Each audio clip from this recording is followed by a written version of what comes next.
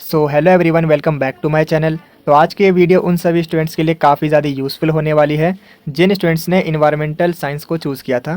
तो आज की ये video semester first end semester second दोनों ही सेमेस्टर के स्टूडेंट्स के लिए काफ़ी ज़्यादा यूज़फुल होने वाली है, क्योंकि आज की इस वीडियो में हम इस बुक के यूनिट बाय यूनिट हर एक यूनिट के मोस्ट इंपॉर्टेंट क्वेश्चंस के बारे में डिस्कस करेंगे। इसके अलावा हमें अपने आंसर्स को एग्जाम में किस तरह से प्रेजेंट करना चाहिए सो दैट हम अच्छा स्कोर कर सकें अपने एग्जाम में, इसके बारे में डिस्कस करेंगे। सबसे पहले हम समझेंगे इसके सिलेबस के बारे में एंड इसके बाद हम इसके इंपॉर्टेंट क्वेश्चंस के बारे में देखेंगे, अभी तक आपके एग्जाम में किस किस लैंग्वेज में आपसे क्वेश्चन पूछे गए। देन हम बात करेंगे इसके आंसर के बारे में कि हमें अपने आंसर को एग्जाम में किस तरह से प्रेजेंट करना चाहिए सो दैट हम अच्छा स्कोर कर सकें अपने एग्जाम में। तो बिना टाइम वेस्ट करते हुए हम बढ़ते हैं अपने वीडियो की तरफ। तो चलिए सबसे पहले हम बात कर लेते हैं इसके सिलेबस के बारे में। सिलेबस के अंदर टोटल आपको 8 यूनिट बननी है और हम 8 यूनिट के जो भी मोस्ट इंपॉर्टेंट टॉपिक्स होंगे उनको एक एक करके डिस्कस करेंगे। जो पहले यूनिट का नाम है पर्यावरण अध्ययन का परिचय, इंट्रोडक्शन पढ़ना है। इसी तरीके से टोटल आपको 8 यूनिट कवर करनी है। अगर इंग्लिश में आपको सिलेबस दिखाऊं तो वो कुछ इस तरीके से है, जैसे कि आप चेक कर सकते हो। इंग्लिश मीडियम वाले स्टूडेंट्स के लिए सिलेबस कुछ इस तरीके से है। Introduction to environmental studies, total 9 units हैं इस तरीके से। तो चलिए हम बात करते हैं कि अभी आपके एग्जाम में किस किस टाइप से अभी तक एग्जाम में क्वेश्चन पूछे गए और हमें अपने आंसर को एग्जाम में किस तरह से प्रेजेंट करना है उसके बारे में डिस्कस कर लेते हैं। तो बिना टाइम वेस्ट करते हुए बढ़ते हैं अपने वीडियो की तरफ। ऐसा आपको सबसे पहले एक इंट्रो लाइन लिखनी होती है, यानी एक इंट्रोडक्शन यानी भूमिका लिखनी होती है। भूमिका के अंदर आप बताते हो कि आखिर वो चीज़ है क्या, उसके अर्थ के बारे में बताते हो बेसिकली। एंड इसके बाद आपको ध्यान रखना है, अगर आपके पास फ्लो चार्ट्स हैं, तो आप उन्हें ज़रूर से बनाया कीजिए। जो डायग्राम्स होते हैं, डायग्राम्स को आप जरूर से बनाई कीजिए, क्योंकि जो टीचर होता है, अगर आप बीच में डायग्राम्स बनाते हो, देखिए स्टार्टिंग आपको किस तरीके से करनी है, इंट्रोडक्शन लिखोगे एंड इसके बाद मिडिल में अगर आपके पास कोई डायग्राम्स हैं तो डायग्राम्स को जरूर से बनाइए। इससे जो टीचर होता है उस पर बहुत अच्छा इंप्रेशन बनता है। एंड इसके अलावा आपको एंडिंग हमेशा कंक्लूजन के साथ करनी है। अगर आपको समझ में नहीं आता कि एंडिंग में कंक्लूजन यानी निष्कर्ष आपको जरूर से बताना है। निष्कर्ष के अंदर आपको क्या बताना होता है, बेसिकली अगर आपको कुछ भी समझ में नहीं आ रहा कि निष्कर्ष में क्या लिखें तो आप लिख सकते हो कि ऊपर लिखे सभी बिंदु, फिर उसके बाद आप क्वेश्चन की लाइन को लिख सकते हो कि इसकी विशेषताओं के बारे में बताते हैं या इसके बारे में बताते हैं। एंड आप इंट्रोडक्शन की जो अर्थ बताते हो ना, उसके 2-4 लाइनों को उसमें लिख दीजिए, तो यानी आपकी 3 से 4 लाइन कंक्लूजन की बन जाती है। तो कुछ इस तरीके से आपको अपने एग्जाम में आंसर्स को प्रेजेंट करना है। एंड मैंने आपको इसमें काफ़ी ईजी वे में आंसर को राइट करना बताया है और आप इसको पढ़ सकते हो। और इसकी जो PDF का लिंक है वो मैं आपको अपनी इस वीडियो के डिस्क्रिप्शन बॉक्स में प्रोवाइड कर दूंगा। आप चाहो तो उस PDF को आसानी से डाउनलोड कर सकते हो। तो चलिए अब हम देखते हैं कि एग्जाम में किस तरह से क्वेश्चन पूछे गए। तो इसमें आपसे पूछा गया है पर्यावरण अध्ययन एक बहुआयामी बहुविषय है, यानी आपसे पूछा गया पर्यावरण अध्ययन के बहुविषय या बहुआयामी प्रकृति की चर्चा कीजिए। यानी ये जो हमारा पर्यावरण अध्ययन है ये कोई एक सब्जेक्ट नहीं है, इसके काफ़ी सारे सब्जेक्ट हैं, यानी इसकी ब्रांचेस काफ़ी ज़्यादा हैं। तो आखिर वो ऐसा क्यों है, उसे हम बहुविषय या बहुआयामी क्यों कहते हैं, उसके बारे में बताइए। तो सबसे पहले हम स्टार्टिंग करेंगे इसके अर्थ से कि आखिर पर्यावरण का मतलब क्या होता है।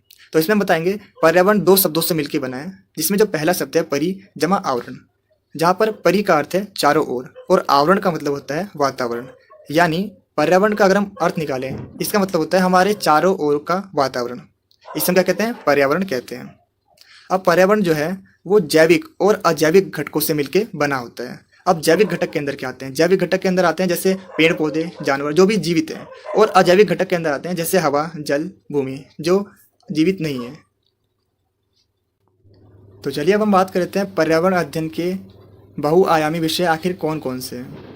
तो वीडियो में आगे बढ़ने से पहले जैसे कि मैंने आपको बताया था, स्टार्टिंग में आपको इंट्रो से स्टार्ट करना है, एक भूमिका से स्टार्ट करनी होती है, जैसे कि मैंने स्टार्ट किया है। एंड इसके बाद यहाँ पर देखिए मैंने इसमें डायग्राम्स से आपको बताने की कोशिश की है। तो ठीक इसी तरीके से अगर आप स्टार्टिंग में एक इंट्रो से स्टार्ट करो, उसके बाद बीच में कुछ डायग्राम्स बनाओ एंड देन लास्ट में अगर आप कंक्लूजन से एंड करते हो, तो जो एग्जामिनर होता है उस पर काफ़ी अच्छा इंप्रेशन बनता है और वो आपको आंख बंद करके पूरे नंबर दे देते हैं। तो ठीक इसी तरीके से आपको अपने एग्ज़ाम में लिखना है। तो यहाँ पर हम बात करने वाले हैं पर्यावरण अध्ययन के बहुआयामी विषय के बारे में। यानी जैसे कि मैंने आपको बताया था, जो पर्यावरण अध्ययन है वो कोई एक विषय नहीं है। पर्यावरण अध्ययन के अंदर काफ़ी सारे सब्जेक्ट शामिल होते हैं, इनकी काफ़ी सारी ब्रांचेज होती हैं, उनको एक एक करके डिस्कस कर लेते हैं। पर्यावरण अध्ययन एक बहुआयामी विषय है जिसमें काफ़ी सारे हम विषयों को शामिल करते हैं, काफ़ी सारे सब्जेक्ट्स होते हैं। जैसे इसके अंदर हम भौतिक विज्ञान, रसायन विज्ञान, भूगोल, समाजशास्त्र, दर्शन शास्त्र, राजनीतिक विज्ञान और अर्थशास्त्र को भी शामिल करते हैं। पर्यावरण अध्ययन कोई एक विषय नहीं है, बल्कि पर्यावरण अध्ययन कई विषयों का मेल है। यानी कि ये जितने भी आप सब्जेक्ट देख रहे हो इन सबसे मिलके बना है हमारा इन्वायरमेंटल साइंस। इसीलिए पर्यावरण अध्ययन विषय का जो क्षेत्र है वो व्यापक है, यानी कि काफ़ी बड़ा है। इसका जो अध्ययन का क्षेत्र है वो काफ़ी ज़्यादा बड़ा है। व्यापक का मतलब होता है अध्ययन का क्षेत्र जो है वो काफ़ी ज़्यादा विशाल है, काफ़ी ज़्यादा बड़ा है। अब हम बात कर लेते हैं पर्यावरण अध्ययन यह समझने में मदद करता है कि जो जैव विविधता है और जो जल है और जो भूमि है उसका उपयोग हम कैसे कर रहे हैं और हमें किस तरीके से करना चाहिए, जिससे जो हमारी आने वाली पीढ़ी है उसको भी सेम रिसोर्सेज मिल सके। पर्यावरण अध्ययन से हमें यह समझने में मदद मिलती है कि मानव के व्यवहार, संस्कृति और जो नीतियाँ हैं उनकी जो पॉलिसीज़ हैं वो पर्यावरण पर क्या इफेक्ट कर रही है, क्या प्रभाव डाल रही है। एंड इसीलिए जब हम पर्यावरण अध्ययन को समझते हैं, जब उसका हम अध्ययन करते हैं तो हमें पता चलता है कि हम कहाँ पर मिस्टेक कर रहे हैं। और ठीक इसी तरीके से उन मिस्टेक्स को सुधारने के लिए गवर्नमेंट द्वारा काफ़ी सारे जो नीतियों को लागू किया जाता है, पॉलिसीज़ को लागू किया जाता है, जैसे स्वच्छ भारत अभियान या वर्ल्ड इन्वायरमेंट डे, जिससे कि हम अपने पर्यावरण को स्वच्छ रख सकें। नेक्स्ट पॉइंट है पर्यावरण अध्ययन प्राकृतिक संसाधनों का प्रबंधन और संरक्षण करने में मदद करता है।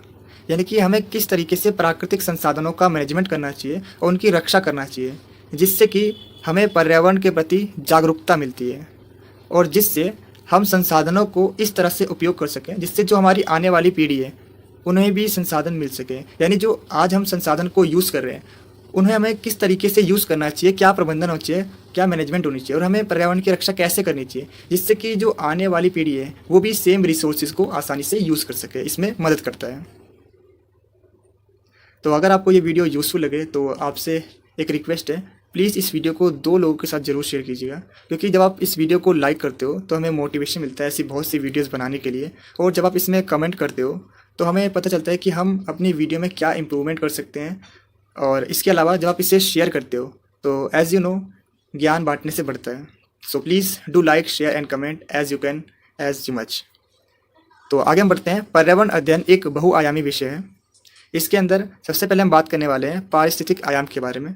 पारिस्थितिक आयाम में जैविक विविधता और पारिस्थितिक तंत्र और जैविक संतुलन के महत्व का अध्ययन किया जाता है। अब इसमें हम एक एक करके डिस्कस करेंगे ये जो जितने भी टॉपिक्स हैं इसके अंदर हम क्या पढ़ते हैं। ठीक इसी तरीके से अगर मैं बात करूँ आर्थिक आयाम के अंदर, आर्थिक आयाम में संसाधनों के वितरण, विकास और उनके आर्थिक प्रभाव का अध्ययन करते हैं। इसके अलावा इस आयाम में हमें यह समझने में मदद मिलती है कि मानव की आर्थिक गतिविधि का पर्यावरण पर क्या इफेक्ट पड़ रहा है, क्या प्रभाव पड़ रहा है, इसका अध्ययन करते हैं। जिसमें आर्थिक आयाम के अंदर जो भी मानव की जो आर्थिक क्रिया है उसका पर्यावरण पर क्या इफेक्ट पड़ रहा है। नेक्स्ट हम बात कर लेते हैं सामाजिक राजनीतिक आयाम।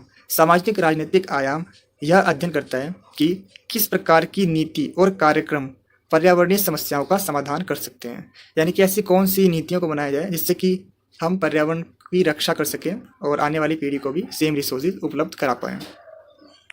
और इसकी जो PDF है उसका लिंक मैं आपको वीडियो को डिस्क्रिप्शन बॉक्स में प्रोवाइड कर चुका हूँ, आप वहाँ से डाउनलोड कर सकते हो। अब हम बात कर लेते हैं इसके आगे जो आपके शॉर्ट टाइप्स जो क्वेश्चन पूछे जाते हैं उनके बारे में। इसमें आपसे पूछा जाता है स्थल मंडल के बारे में। तो इसमें भी आप इंट्रोडक्शन लाइन ऐसी लिखोगे, सबसे पहले आपको बताना है पर्यावरण होता क्या है। इसके बारे में मैंने ऑलरेडी एक्सप्लेन कर चुका हूँ। इसमें मैं आपको बताना चाहता हूँ जैविक घटक में, जैसे कि मैंने आपको बताया था जो जैविक घटक होते हैं वो सजीव होते हैं, जैसे पेड़ पौधे, जीव जंतु, और अजैविक के अंदर हवा, पानी और मिट्टी। और इसके अंदर हम चार घटकों को शामिल करते हैं। पहला आता है हमारा स्थलमंडल, वायुमंडल, जलमंडल और जैवमंडल। तो एक एक करके इसको थोड़ा सा और डिटेल में समझ लेते हैं। अच्छा, इसमें मैं आपको बताना चाहता हूँ, मैंने कंक्लूजन नहीं लिखा तो आप कंक्लूजन जरूर से लिख लीजिएगा। अब हम बात कर लेते हैं सबसे पहले स्थलमंडल के बारे में। आखिर स्थलमंडल क्या होता है? तो पृथ्वी के ठोस भाग को स्थलमंडल कहते हैं जिस पर हम रहते हैं। ये तो आपको पता ही होगा। स्थलमंडल चट्टानों, खनिजों और शैलों से मिलकर बना होता है। स्थलमंडल मानव, जीव जंतु और वनस्पतियों को रहने के लिए प्राकृतिक आवास यानी एक घर देता है और भोजन और अन्य संसाधनों को उपलब्ध कराता है, प्रदान करता है। और अगर हम बात करें स्थलमंडल की जो मोटाई है वो महाद्वीपों पर 30 से 50 किलोमीटर तक है और महासागरों में 10 से 15 किलोमीटर तक है। अगर हम बात करें स्थलमंडल के मुख्य रूप से 3 परतें होती हैं, जो लेयर्स होती हैं इसकी 3 लेयर्स होती हैं मेन। पहली होती है परपट्टी, दूसरी होती है मेटल और तीसरा होता है क्रोड। परपट्टी वो होती है जिस पे हम रहते हैं, ये सबसे ऊपरी लेयर होती है, जैसे कि आप इस इमेज में देख सकते हो जहाँ पर हम रहते हैं।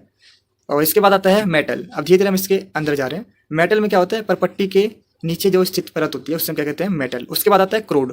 क्रोड होता है स्थल मंडल की सबसे आंतरिक परत, जैसे कि आप इस इमेज में देख सकते हो। उससे हम क्या कहते हैं, सबसे आंतरिक परत को क्रोड कहते हैं।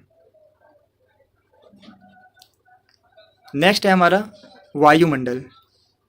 पृथ्वी के चारों ओर वायु की परत को क्या कहते हैं, वायुमंडल कहते हैं। पृथ्वी के गुरुत्वाकर्षण बल के कारण ही वायुमंडल की जो गैसें हैं वो चारों ओर एक चादर की तरह फैली हुई है। वायुमंडल जीवन जीने के लिए ऑक्सीजन को प्रदान करता है। वायुमंडल सूर्य से आने वाली जो हानिकारक पराबैंगनी किरणें होती है, यानी जो यूवी रेज होती है, उनसे हमारी रक्षा करता है। वायुमंडल में कई सारे गैस होती है, धूलकण होते हैं और जलवाष्प से मिलकर बना होता है हमारा वायुमंडल। इसमें क्या क्या शामिल होते हैं? कई सारी गैसेस होती हैं, धूलकण होते हैं और जलवाष्प होते हैं। अगर गैसों के बारे में बात करूं तो इसमें नाइट्रोजन 78% होता है, ऑक्सीजन 21%, आर्गन 0.9% होता है। ठीक इसी तरीके से कार्बन डाइऑक्साइड और बहुत सारी गैसें इसमें शामिल होती है जिनसे हमारा वायुमंडल बनता है। अब हम बात कर लेते हैं वायुमंडल को 5 परतों में हम डिवाइड कर सकते हैं। इसमें जो सबसे ऊपरी लेयर होती है वो है ब्रह्मंडल, उसके बाद आयन मंडल, जैसे कि आप इस इमेज में देख सकते हो, उसके बाद मध्यमंडल, संताप मंडल, इस तरीके से हमारी लेयर्स होती है। तो आपके पास अगर फ्लो चार्ट हो तो उसे जरूर से बनाइए, जिससे एग्जामिनर पर अच्छा इफेक्ट पड़ता है। अब हम बात कर लेते हैं जल मंडल के बारे में। जल मंडल पृथ्वी की सतह पर मौजूद संपूर्ण जल को प्रदर्शित करता है। जल मंडल सभी जीवों के लिए आवश्यक है। जैसे कि आपने सुना होगा, जल ही जीवन है। पौधे, जानवर और मानव सभी को जीवन के लिए जल की आवश्यकता होती है। जल मंडल में महासागर, समुद्र, नदियाँ, झील और तालाब और भूमजल को शामिल किया जाता है। जल मंडल पृथ्वी की सतह पर 71% हिस्से को कवर करता है। ये सब बात आपको ऑलरेडी पता होगी। पृथ्वी का 3/4 भाग जल से घिरा हुआ है, इसीलिए अंतरिक्ष से देखने पे जो पृथ्वी है वो नीले रंग की दिखाई पड़ती है। जल मंडल पृथ्वी पर जीवन को बनाए रखने के लिए अति आवश्यक है। ये सारी की सारी चीज़ें आपको ऑलरेडी पता है, बस आपको एक पैटर्न में लिखना है जिससे कि आप अपने एग्जामिनर को इम्प्रेस कर सको और अच्छे मार्क्स गेट कर सको। अब हम बात करने वाले हैं जैव मंडल के बारे में।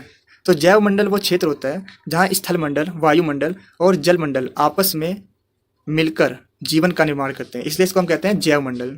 जैव मंडल खाद्य श्रृंखला, जैव विविधता और पारिस्थितिक संतुलन के लिए इम्पोर्टेंट होते हैं। जैव मंडल में वो सभी जीव जंतु आते हैं, वनस्पति आते हैं जो कि एक दूसरे पर निर्भर होते हैं, डिपेंडेंट होते हैं, जो कि एक पारिस्थितिक तंत्र का निर्माण करते हैं।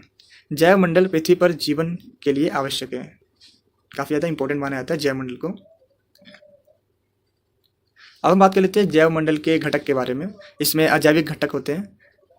अजैविक घटक के अंदर मैंने आपको ऑलरेडी बताया था, जो भी निर्जीव यानी नॉन लिविंग थिंग्स होती है, जैसे भूमि, मृदा, वायु, पवन, सूर्य का प्रकाश एक्सेट्रा। और जैविक के अंदर जो भी सजीव यानी कि लिविंग थिंग्स होते हैं, जैसे पेड़ पौधे, जीव जंतु, सूक्ष्म जीव, हम सभी जैविक घटक के अंदर आते हैं। तो देखिए, इसमें आपसे पूछा गया है पारितंत्र की संरचना को समझाइए, या फिर आपका एग्जाम में इसी क्वेश्चन को और किस किस लैंग्वेज में पूछा जा सकता है। पारितंत्र क्या है, इसकी संरचना की विशेषताओं को बताइए, संरचनात्मक विशेषताएं का उल्लेखन कीजिए। या फिर आपसे पूछा जा सकता है पारितंत्र की जैविक और अजैविक विशेषताओं पर टिप्पणी लिखिए। तो कुछ इस टाइप से आपके एग्जाम में अभी तक क्वेश्चन पूछे गए हैं। तो चलिए अब हम बात कर लेते हैं कि हमें अपने आंसर्स को एग्जाम में किस तरह से प्रेजेंट करना है। तो देखिए, अपने आंसर की स्टार्टिंग हमें कुछ इस तरीके से करनी है। सबसे पहले हम बताएंगे पारितंत्र के अर्थ के बारे में कि आखिर पारितंत्र होता क्या है। उसके बाद हम बात करेंगे पारिस्थितिक तंत्र के बारे में।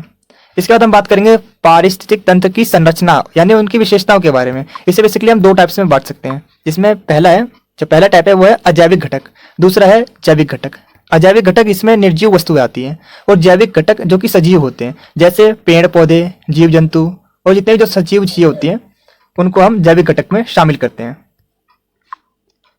तो हम अपने आंसर की स्टार्टिंग कुछ इस तरीके से करेंगे, जैसा कि मैंने आपको बताया था। सबसे पहले हम पारितंत्र को डिफाइन करेंगे, आखिर पारितंत्र क्या होता है। तो देखिए, पारितंत्र वह तंत्र है जिसमें समस्त जीवधारी एक दूसरे के साथ मिलकर और पर्यावरण के उन भौतिक एवं रासायनिक कारकों के साथ परस्पर क्रिया करते हैं जिसमें वो निवास करते हैं। अगर साधारण शब्दों में मैं आपको बताऊं तो पारितंत्र क्या होता है, जैविक और अजैविक घटकों के मेल को ही हम क्या कहते हैं, पारितंत्र कहते हैं। तो चलिए हम बात कर लेते हैं पारिस्थितिक तंत्र क्या होता है। तो देखिए, पारिस्थितिक तंत्र विज्ञान की वो शाखा है जिसमें पारितंत्र का अध्ययन यानी स्टडी की जाती है।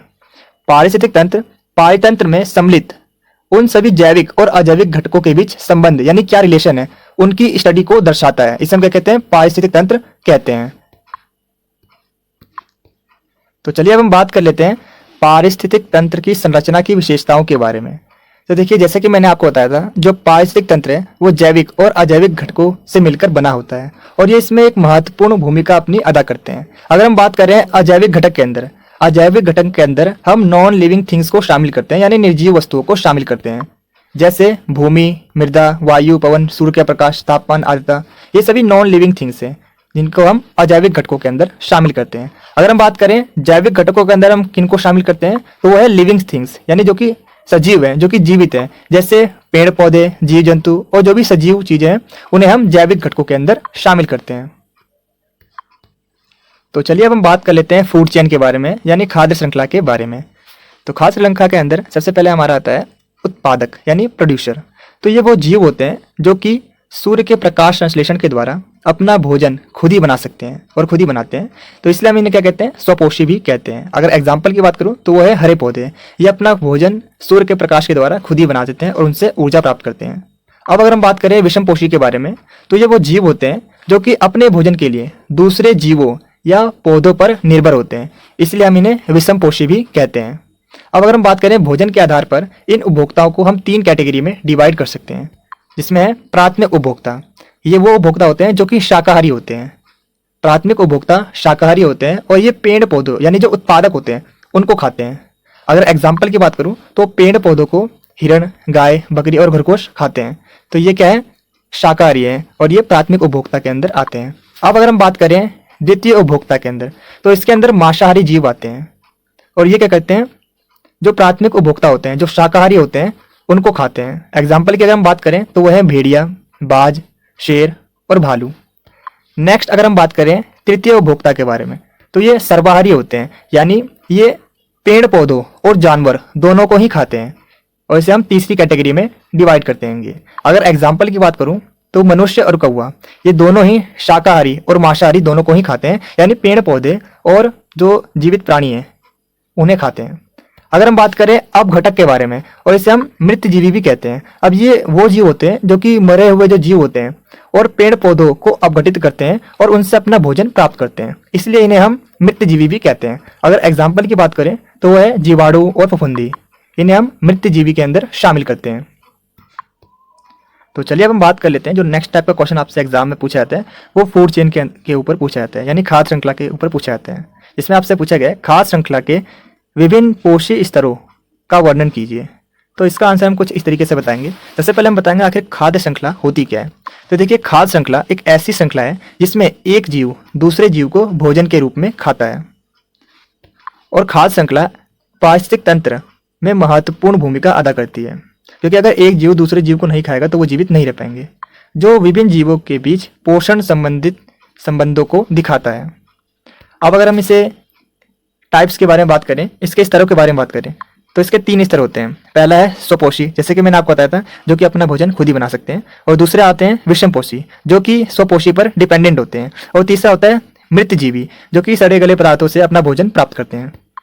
और इस तरीके से आप डायग्राम्स को जरूर बनाइएगा, क्योंकि डायग्राम्स बनाने पे आपके जो एग्जामिनर होते हैं उन पर अच्छा इंप्रेशन पड़ता है। तो चलिए इसे थोड़ा सा और डिटेल में समझ लेते हैं। देखिए, कुछ इस तरीके से जैसे मैंने डायग्राम्स आपको बनाए, इस तरीके से आपको फ्लो चार्ट बनाना है अपने एग्जाम में। तो एक एक करके थोड़ा सा और डिटेल में समझ लेते हैं। सबसे पहले हम बात करेंगे प्रोड्यूसर के बारे में। देखिए, इसके बारे में मैंने आपको ऑलरेडी बता रखा था, जो हरे पौधे होते हैं जो कि अपना भोजन स्वयं से ही बना लेते हैं। तो मुझे नहीं लगता इसे डिफाइन करने की जरूरत है, आप इसे पढ़ लीजिएगा, वही सेम लाइन है जो कि मैंने आपको बताया था।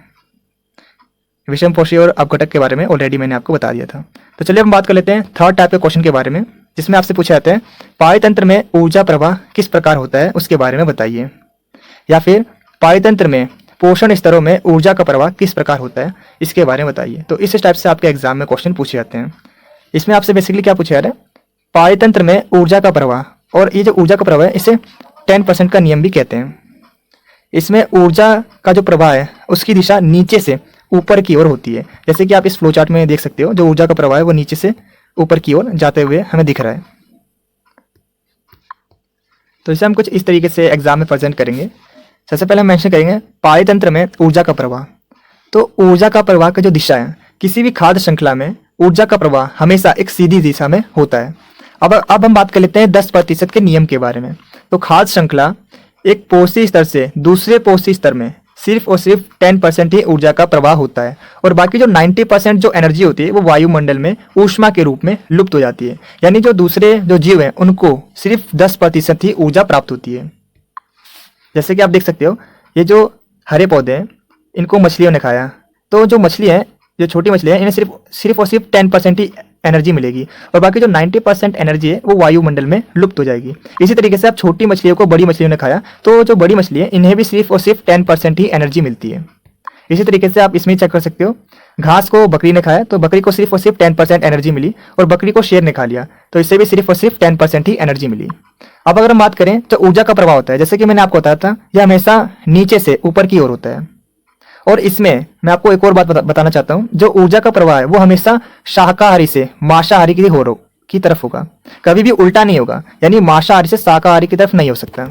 यह हमेशा शाकाहारी से मांसाहारी की तरफ होता है, जैसे कि आप चेक कर सकते हो। उसमें मैंने आपको ड्राइंग के थ्रू भी बताने की कोशिश की है जिससे कि आपको और अच्छे से समझ में आए। तो अगर आपको ये वीडियो यूजफुल लगे तो इसे अपने दो दोस्तों के साथ जरूर शेयर कीजिएगा। तो चलिए अब बात कर लेते हैं उत्पादक के बारे में। देखिए इसमें भी आपको बेसिकली वही सारी चीज़ें डिफाइन करनी होती है, बस क्वेश्चन अलग अलग तरीके से आपसे एग्जाम में पूछे जाते हैं, आंसर हमारा लगभग सेम ही होता है। तो इसमें भी आप वही बताओगे, फूड चेन के बारे में बताओगे। तो चलिए अब हम बात कर लेते हैं, जो आपका नेक्स्ट टाइप का क्वेश्चन है वो आपसे पूछे जाते हैं पायतंत्र के महत्व पर एक उल्लेख कीजिए। यानी बताइए पायतंत्र के इंपॉर्टेंस के बारे में पूछ सकता है या उसके लाभ के बारे में पूछ सकता है, दोनों का मतलब सेम है। तो चलिए हम बात करते हैं हमें अपने आंसर को एग्जाम में किस तरह से प्रेजेंट करना है। तो देखिए हम अपने आंसर को कुछ इस तरीके से फ्रेम करेंगे, पारिस्थितिक तंत्र के चाहे कार्य पूछे या उसके महत्व पूछे या फिर उससे मिलने वाले लाभ, सभी सेम ही है। तो सबसे पहला इसका जो लाभ है वो है जीवन का निर्माण। तो पारिस्थितिक तंत्र भोजन, ऑक्सीजन और अन्य जो संसाधन है इन्हें प्रदान करके एक जीवन का निर्माण करता है और ये जलवायु को नियंत्रित करता है। इसके अलावा हमें भोजन प्राप्त होता है, जीवों को भोजन प्राप्त होता है पायतंत्र से, और पानी, ये अन्य जल संसाधन भी प्रदान करता है। तो इस तरीके से हम देख सकते हैं जो पायतंत्र वो काफ़ी ज़्यादा इंपॉर्टेंट है। इसके अलावा इसके बाकी सारे जो इंपॉर्टेंट्स है, ऑक्सीजन प्रदान करता है, वायु और जल प्रदूषण को कम करना, मृदा अपरदन को रोकना, प्राकृतिक आपदाओं को कम करता है। तो इस तरीके से ये सभी इसके लाभ हैं, इसके इंपॉर्टेंस हैं जो कि हमने इसमें मेंशन किए हैं। तो चलिए अब बात कर लेते हैं, जो लास्ट टाइप का आपसे क्वेश्चन पूछा गया है वो है पायतंत्र के विभिन्न प्रकारों के बारे में बताइए। तो इसे हम 4 कैटेगरी में डिवाइड कर सकते हैं। पहला है वन पायतंत्र, दूसरा है जलीय पायतंत्र, तीसरा है मत्स्य पायतंत्र और चौथा है घास पायतंत्र। तो इसमें आपसे किसी एक टॉपिक में ही पूछा जा सकता है कि उसके बारे में एक्सप्लेन कीजिए। तो मैं क्या करूँगा, इस वीडियो में आपको हर एक के बारे में डिटेल में बता दूंगा। इसके टाइप्स के बारे में पूछे तो हमें अपने आंसर को किस इस तरीके से फ्रेम करना है। तो देखिए पायतंत्र जैव और अजैविक घटकों से मिलकर बना होता है, जैसे कि हमने पढ़ा था। और इसे हम 2 कैटेगरी में डिवाइड कर सकते हैं। पहले आते हैं स्थलीय पायतंत्र, दूसरे आते हैं जलीय पायतंत्र। तो देखिए स्थलीय पायतंत्र के अंदर कौन से आते हैं? स्थलीय पायतंत्र पृथ्वी की सतह पर पाए जाने वाले जीव होते हैं, जैसे वन पायतंत्र, मत्स्य पायतंत्र और घास पायतंत्र। नेक्स्ट है जलीय पायतंत्र। तो जलीय पायतंत्र पानी में पाए जाते हैं, जैसे कि झील, नदी, तालाब और महासागर। इन्हें हम क्या कहते हैं? जलीय पायतंत्र कहते हैं। नॉर्मल सी बात है, जो स्थल पर है, जो पृथ्वी की भूमि पर है वो स्थलीय पायतंत्र, और जो पानी में वो जलीय पायतंत्र। तो चलिए अब हम एक एक करके इन सभी को डिटेल में समझ लेते हैं। सबसे पहले हम समझते हैं जलीय पायतंत्र के बारे में। देखिए जलीय पायतंत्र एक ऐसा पायतंत्र है जो कि पानी में पाया जाता है। एग्जाम्पल की बात करें तो वह झील, नदी, तालाब, समुद्र, महासागर। और जलीय पायतंत्र में पौधे और प्राणी जल में ही रहते हैं, वाटर के अंदर रहते हैं। इसके अगर हम टाइप्स के बारे में बात करें तो पहला टाइप है तालाब का पायतंत्र, दूसरा है नदी का पायतंत्र, झील का पायतंत्र और समुद्र का पायतंत्र। तो इसके अंदर मैंने डिटेल में आपको बता रखा है, आप उन्हें पढ़िएगा, काफ़ी ईजी लैंग्वेज में मैंने मेंशन किया है, आपको समझ में आ जाएगा। अब हम बात कर लेते हैं वन पायतंत्र के बारे में। तो वन वह क्षेत्र होता है जहाँ वनों का जो घनत्व होता है वो अधिक होता है, काफ़ी ज़्यादा पेड़ पौधे होते हैं और वन जीव जंतुओं के लिए एक आवास स्थल का स्रोत होता है। वन पायतंत्र पौधे और प्राणियों की व्यापक विविधता पाई जाती है। वन पायतंत्र में क्या होता है? जीवों की काफ़ी सारी स्पीसीज पाई जाती है और इसके आधार पे हम इसे 5 पार्ट्स में डिवाइड कर सकते हैं। पहला है उष्ण कटिबंधीय वर्षा वन, जिसे हम सदाबहार वन भी कहते हैं।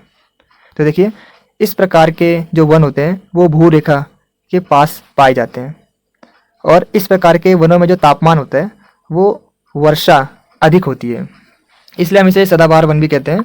और जिसके कारण इस प्रकार के जो वन, जो पेड़ पौधे होते हैं वो काफ़ी ज़्यादा लंबे होते हैं, घने होते हैं और धरती पर पाए जाने वाले आधे से ज़्यादा जो जीव जंतु होते हैं और जो पेड़ पौधे होते हैं उनकी जो प्रजातियाँ होती है वो इन्हीं वनों में पाई जाती है, क्योंकि यहाँ पर काफ़ी अच्छी मात्रा में वर्षा होती है। ठीक है, पेड़ पौधे काफ़ी अच्छी तरीके से डेवलप होते हैं, तो इसकी वजह से यहाँ पर जो आवास है वो काफ़ी ज़्यादा बेटर होता है, यानी कि जीवों का रहने के लिए परफेक्ट एक आवास रहता है, रहने की जगह होती है। तो इसीलिए यहाँ के जो पेड़ पौधे होते हैं यहाँ पे कई टाइप्स की प्रजातियाँ पाई जाती हैं।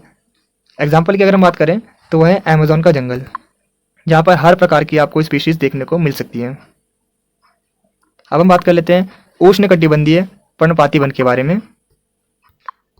तो चलिए एक एक करके डिटेल में समझ लेते हैं। सबसे पहले हम बात कर लेते हैं उष्णकटिबंधीय पर्णपाती वन के बारे में। तो देखिए यहाँ पर क्या होता है, जो वर्षा होती है वो कम होती है, और इसके अलावा इस प्रकार के जो पेड़ पौधे होते हैं यहाँ के, वो पतझड़ के मौसम में उनके जो पत्ते होते हैं वो गिर जाते हैं। अब अगर हम बात करें शंकुधारी वन के बारे में, इन्हें हम पर्वतीय वन भी कहते हैं। क्यों? क्योंकि ये सबसे ज़्यादा पर्वतीय क्षेत्रों में पाए जाते हैं, और इस प्रकार के जो पेड़ पौधे होते हैं वो नुकीले होते हैं, जैसे कि आप इस इमेज में देख सकते हो। अगर एग्जाम्पल की बात करें तो वो है चीड़ और देवदार। इनका जो ड्राइंग है ना, ये कुछ इस तरीके से शंकुधारी आकार के होते हैं। अब अगर हम बात करें मैंग्रोव वन के बारे में, तो देखिए जो मैंग्रोव वन होते हैं वो घाटियों के किनारे या डेल्टा के क्षेत्र में या दलदली क्षेत्रों में पाए जाते हैं। और इस प्रकार के जो वन होते हैं उनका आधा जो भाग होता है, उनकी जो जड़ें हैं बेसिकली वो पानी में डूबी होती हैं। और गंगा और ब्रह्मपुत्र नदी मिलकर दुनिया का सबसे बड़ा डेल्टा सुंदरबन डेल्टा बनाती है, जो कि दुनिया का सबसे बड़ा मैंग्रोव वन है। तो चलिए अब हम बात कर लेते हैं घास स्थलीय पायतंत्र के बारे में। तो घास स्थलीय पायतंत्र एक ऐसा पायतंत्र है जहाँ पर कम वर्षा होती है, जो रेनिंग होती है वो कम होती है। इसकी विशेषताओं के बारे में बात करें, फीचर के बारे में बात करें, सबसे पहले हम बात कर लेते हैं जलवायु के बारे में। तो जैसे कि मैंने आपको बताया था, यहाँ की जो जलवायु है, यहाँ बारिश कम होती है, तो जो जलवायु होती है वो गर्म होती है। और अगर हम भूमि की बात करें तो समतल भूमि होती है। और अगर हम पौधों की बात करें तो घास के मैदान में मुख्य रूप से घास ही होती है। और जानवर के बारे में बात करें तो शाकाहारी जानवर के बारे में बात करें तो गाय, घोड़ा, हिरण, खरगोश। और मांसाहारी के बारे में बात करें लोमड़ी, भेड़िया, घास। और अब अगर हम बात करें घास के मैदान में कई प्रकार के पौधे और जानवरों के लिए ये काफ़ी एक अच्छा आवास होता है, यानी कि रहने की जो काफ़ी अच्छी जगह होती है। तो चलिए हम बात कर लेते हैं मरुस्थलीय पायतंत्र के बारे में। तो देखिए मरुस्थलीय पायतंत्र उस क्षेत्र में पाए जाते हैं जहाँ बहुत ही कम वर्षा होती है। अगर हम इसकी फीचर्स के बारे में बात करें तो सबसे पहले हम बात कर लेते हैं जलवायु के बारे में। तो यहाँ जो जलवायु होती है वो काफ़ी ज़्यादा गर्म होती है, और जो वर्षा की अगर हम बात करें तो 25 सेंटीमीटर से कम वर्षा होती है। इसके अलावा अगर भूमि के बारे में बात करें तो रेतीली भूमि होती है। वनस्पति के बारे में बात करें तो यहाँ बहुत कम वनस्पति होती है, क्योंकि यहाँ बारिश होती नहीं है, इसलिए जो वनस्पति होती है बहुत कम होती है। जानवर के बारे में बात करें तो यहाँ बेसिकली ऊँट देखने को मिलते हैं। रेगिस्तान में सबसे ज़्यादा ऊँट देखने को ही मिलते हैं। ऊर्जा के परंपरागत स्रोत और ऊर्जा के गैर परंपरागत स्रोतों के बीच अंतर बताइए, डिफरेंस बताइए। यानी नवीनीकरणीय संसाधन और अनवीनीकरणीय संसाधनों के बीच क्या अंतर है, इसके बारे में बताइए। तो इसके लिए हम यहाँ पर एक तुलना का आधार लेंगे, यानी एक बेस लेंगे। तो सबसे पहले हम बात कर लेते हैं इन दोनों की डेफिनेशन के बारे में। तो ऊर्जा के परंपरागत स्रोत अनवीनीकरणीय संसाधन होते हैं। कौन से संसाधन होते हैं? ऊर्जा के परंपरागत स्रोत अनवीनीकरणीय संसाधन होता है जिसका उपयोग जो मानव है, जो मनुष्य है, वो काफ़ी लंबे टाइम से यूज़ करता हुआ आ रहा है। जैसे कोयला, पेट्रोलियम, इनका जो यूज़ है वो मानव काफ़ी लंबे टाइम से करते हुए आ रहा है। अब अगर हम बात करें दूसरी तरफ ऊर्जा के गैर परंपरागत स्रोतों के बारे में, यानी नवीनीकरणीय संसाधनों के बारे में, तो ऊर्जा के गैर परंपरागत स्रोत नवीनीकरणीय संसाधन है जिनका विकास हाल फिलहाल के दिनों में ही किया गया है। यानी सपोज जो सौर ऊर्जा है और जो पवन ऊर्जा है, तो ये हम काफ़ी लंबे टाइम से यूज़ नहीं करते हुए आ रहे हैं, ये रिसेंट में इसका विकास हुआ है। नेक्स्ट अगर हम बात करें वो है उपयोग की प्रकृति।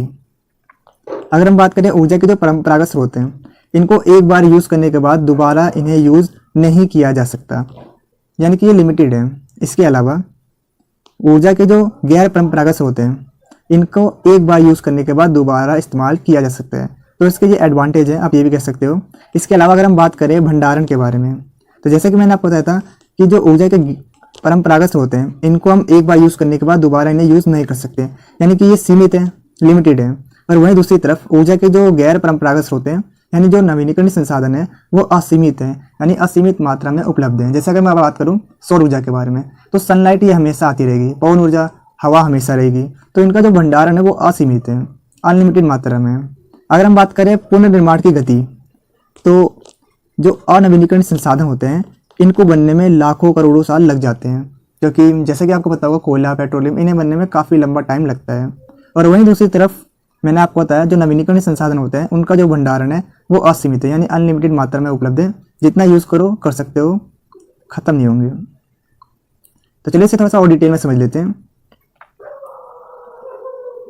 अब अगर हम एग्जाम्पल की बात करें तो ऑलरेडी मैंने आपको एग्जाम्पल दिया था। उदाहरण के लिए अनवीनीकरणीय संसाधन के अंदर आते हैं कोयला, पेट्रोलियम और प्राकृतिक गैस, लकड़ी गैस आदि। वहीं दूसरी तरफ नवीनीकरणीय संसाधन के अंदर हम आते हैं सौर ऊर्जा, पवन ऊर्जा और ज्वारीय ऊर्जा एक्सेट्रा। अगर हम बात करें पर्यावरण पर इफेक्ट तो जो हमारे पुराने यानी ऊर्जा के जो परंपरागत स्रोत हैं वो पर्यावरण के अनुकूल संसाधन नहीं है, क्योंकि अगर हम अनवीनीकरणीय संसाधनों का उपयोग करते हैं तो इससे काफ़ी ज़्यादा पर्यावरण प्रदूषित होता है। और वहीं दूसरी तरफ जो नवीनीकरणीय संसाधन है वो पर्यावरण के अनुकूल संसाधन है, इससे जो पर्यावरण है वो प्रदूषित नहीं होता। अगर हम बात करें लागत के बारे में, तो जो अनवीनीकरणीय संसाधन होते हैं ये शुरुआत में तो सस्ते होते हैं, लेकिन लंबे समय में इसकी जो कीमत है वो बढ़ जाती है। और वहीं दूसरी तरफ अगर हम नवीनीकरणीय संसाधन के बारे में बात करें तो इसमें स्टार्टिंग में जो हम इन्वेस्टमेंट करते हैं, जो हम निवेश करते हैं, वो जो होता है काफ़ी ज़्यादा होता है, लेकिन अगर लंबे टाइम की बात करें तो ये हमें सस्ता पड़ता है। अब अगर हम बात करें ऊर्जा का प्रभाव, उत्सर्जन का प्रभाव, तो ये अधिक हानिकारक होते हैं, क्योंकि जैसे कि आपको पता है ये पर्यावरण को प्रदूषित करते हैं। इनसे जो ग्रीन हाउसेज गैसें निकलती है जो कि हमारे जो वैश्विक जो तापमान है उसे काफ़ी ज़्यादा बढ़ाती है, यानी जो ग्लोबल वार्मिंग है उसे बढ़ाती है। और वही दूसरी तरफ जो नवीनीकरणीय संसाधन है ये ग्रीन हाउस गैसें नहीं निकालती है, तो इस तरीके से ये पर्यावरण के लिए अनुकूल संसाधन है।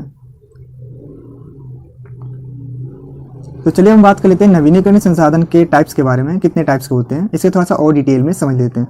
तो इसके अंदर हम सबसे पहले बात करने वाले हैं सौर ऊर्जा के बारे में। आखिर सौर ऊर्जा होता क्या है, मैंने साइड बाय साइड इसमें ड्राइंग भी लगा रखी है जिससे कि आपको और अच्छे से समझ में आए। और इसके साथ ही मैं आपको बताना चाहता हूँ कि हमें अपने आंसर्स को एग्जाम में किस तरह से प्रेजेंट करना है, उसे भी आपको बता देता हूँ। देखिए, आपके एग्जाम में किसी टाइप का भी क्वेश्चन आता है, अगर वो लेंथी क्वेश्चन आता है तो उसमें सबसे पहले आपको एक इंट्रोडक्शन लिखना चाहिए।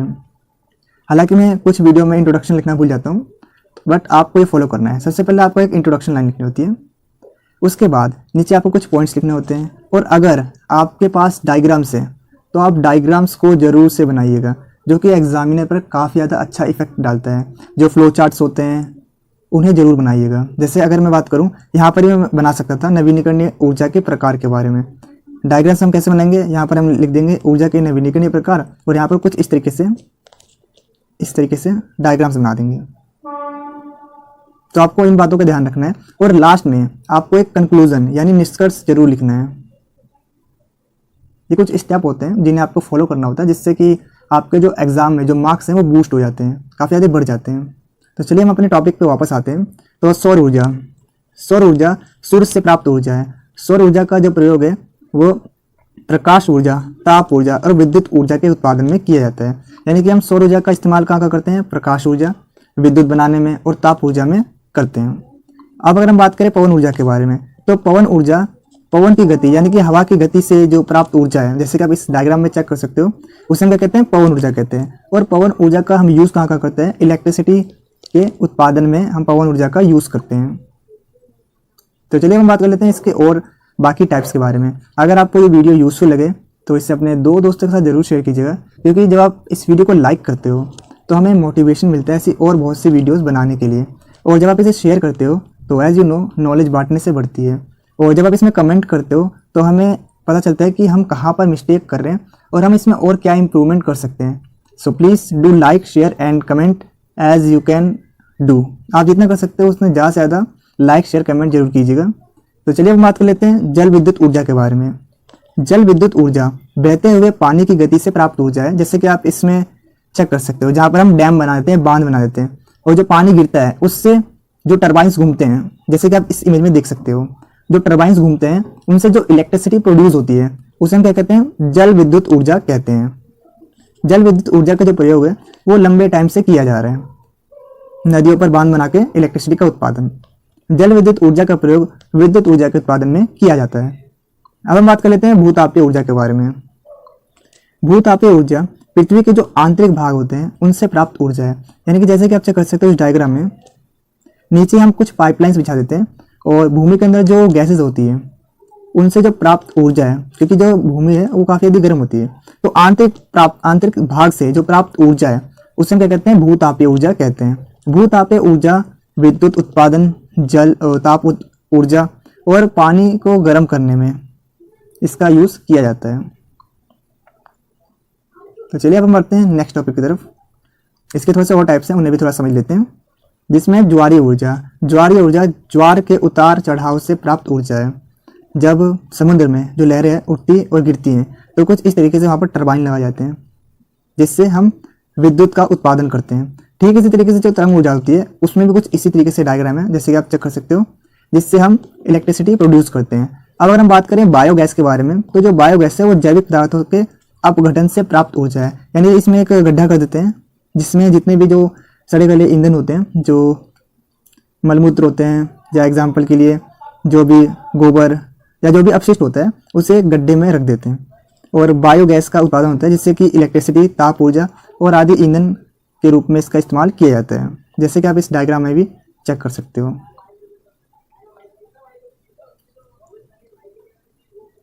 तो इसके बाद जो इस यूनिट से आपका सेकंड टाइप का मोस्ट इंपॉर्टेंट क्वेश्चन पूछा गया है वो है भू निम्नीकरण के बारे में। यानी कि आपके एग्जाम में इस तरीके से भी पूछा जा सकता है, मृदा अपरदन के बारे में बताइए। आखिर मृदा अपरदन होता क्या है या भू निम्नीकरण क्या होता है, इसके रीजंस के बारे में बताइए, और हम इसे कैसे कंट्रोल कर सकते हैं उसके उपाय के बारे में बताइए। तो सबसे पहले आपको इंट्रोडक्शन लाइन देनी है कि आखिर ये होता क्या है। भू निम्नीकरण, भू निम्नीकरण से हमारा अभिप्राय है भूमि की उपजन में कमी। यानी कि जो भूमि है वो उपजाऊ भूमि होती है, लेकिन अगर वो उपजाऊ भूमि से अब कम होते जा रही है तो उसमें क्या कहते हैं, भू निम्नीकरण, यानी कि भूमि का निम्नीकरण हो रहा है। नेक्स्ट अगर हम बात करें मृदा अपरदन, देखिए मृदा अपरदन का होता है, इसका मतलब होता है जो मिट्टी है उसका खिसकाव, जैसे कि आप इस इमेज में देख सकते हो। मृदा अपरदन एक प्राकृतिक प्रक्रिया है जिसमें जल, हवा और जंतुओं द्वारा मृदा की जो ऊपरी परत होती है वो हटकर एक जगह से दूसरी जगह स्थानांतरित हो जाती है, जैसे कि आप इस इमेज में देख भी सकते हो। और ये किन किन रीजन की वजह से होता है, ये एक प्राकृतिक प्रक्रिया है जिसमें जल के द्वारा, यानी सपोज इसमें किसी रास्ते से जो जल का बाढ़ आ गया तो उस तरीके से जो मिट्टी का खिसकाव हो जाता है, या फिर हवा से कहीं तूफान आ गया तो मिट्टी का जो खिसकाव है, या फिर जंतुओं के द्वारा जो उसकी ऊपरी परत है वो एक जगह से दूसरी जगह स्थानांतरित हो जाती है। तो इसे हम क्या कहते हैं, मृदा अपरदन कहते हैं। यानी कि मृदा का कटाव या बहाव मृदा अपरदन कहलाता है। मृदा अपरदन की वजह से भू निम्नीकरण होता है, यानी कि जो अब जमीन है वो उपजाऊ नहीं रही। अब अगर हम बात करें इसके रीजंस के बारे में, आखिर ऐसे कौन कौन से रीजंस हैं जिनकी वजह से भू निम्नीकरण हो रहा है या मृदा अपरदन हो रहा है। अब देखिए अगर मैं इसके आंसर के बारे में बात करूं तो इनके आंसर भी सेम ही होंगे। इसके उपाय क्या हो जाएंगे, जो आपके रीजन है, जैसे खनन, खनन की वजह से मृदा अपरदन होता है, तो आप इसके उपाय में क्या लिख सकते हो कि खनन को कम किया जाए। अति पशुचारण, तो पशुचारण को कम किया जाए, या फिर वनों की कटाई ज़्यादा हो रही है, इसका रीजन ये है मृदा अपरदन का, तो वनों की कटाई को कम किया जाए। तो इसके उपाय में आ सकते हैं। तो एक एक करके थोड़ा सा और डिटेल में समझ लेते हैं। सबसे पहला पॉइंट है हमारा खनन। खनन कार्य से जो मृदा है उसका अपरदन होता है और मृदा की जो उत्पादकता, जो क्षमता होती है वो घट जाती है।